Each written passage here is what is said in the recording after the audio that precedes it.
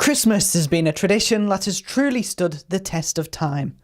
And 150 years ago, when our Victorian ancestors celebrated the seasonal period, they held several traditions that we still keep to this day. Christmas is a very nostalgic time of year. Nowadays, we tend to look back on Victorian Christmases. We think of Charles Dickens and we think Dickens invented the modern Christmas, which isn't actually true, but Dickens certainly helped with The Christmas Carol to popularise it. Prince Albert helped to popularise Christmas as well. Queen Victoria and Prince Albert, they were the model for the Victorian middle-class household. When they brought Christmas trees into Windsor Castle in the 1840s, suddenly everyone, middle-class, families throughout England wanted a Christmas tree. And so it went from a German tradition that you only really saw with German immigrants in England, with governesses who'd come from Germany especially. And then it becomes a tradition that everybody's adopting. And by the end of the 19th century, it's filtering a little bit down the social scale as well. So in the 20th century, virtually everybody has a Christmas tree. I think people like this nostalgia. I definitely do. I love Christmas. And a lot of people who come here, they come here for the specific Victorian Christmas experience, because you can come into Kirkgate, you can feel like you're walking back in time a little.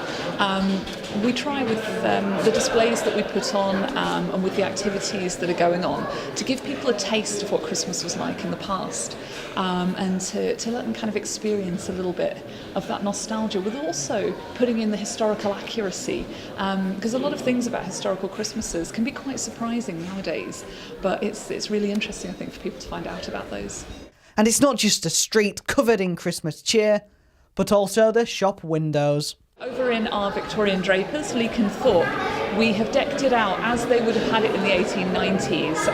And we know about that because of adverts that they took out in the newspaper for a thing they called their Christmas Bazaar. And for their Christmas Bazaar, they had all kinds of things that we wouldn't necessarily think of as Christmassy today, like palm fronds, they had pampas grass, they had Chinese lanterns, they had pot plants in the window and things like that. And so we've put together a display based on their Christmas display. We've also brought in absolutely gorgeous, crazy patchwork dressing gown. It's a man's dressing gown from the period. And Leek and Thorpe is the kind of place where you could buy the packs to make this kind of patchwork. Or you could buy complete garments as well. It was York's first department store. So they had this big window display right at when window displays were starting to become really popular. We've also brought out the kind of foods that people would have had, would have been buying especially at Christmas that they couldn't get at other times of the year, such as grapes and oranges, nuts as well. These things, if you were a rich family, you would have them, whenever they were in season. But if you weren't so rich in the Victorian period, as a lot of people weren't, then you might save up to very specially have a couple of oranges at Christmas.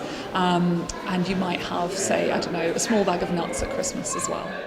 But despite many similarities, the Victorians did have a few traditions that we don't still follow today. In our Jacobean room, we've brought in a Yule Log and we've freshly decorated it. The Yule Log was a tradition that came over from Germany in the 17th century.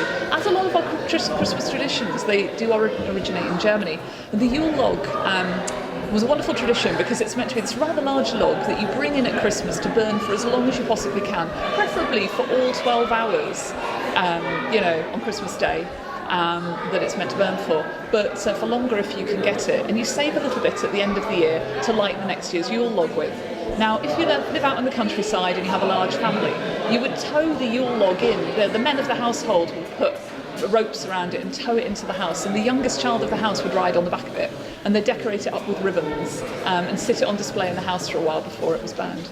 So with the street decked to the rafters in decorations, it looks like it'll be a very Merry Christmas on Kirkgate. Aaron Renfrey, That's TV.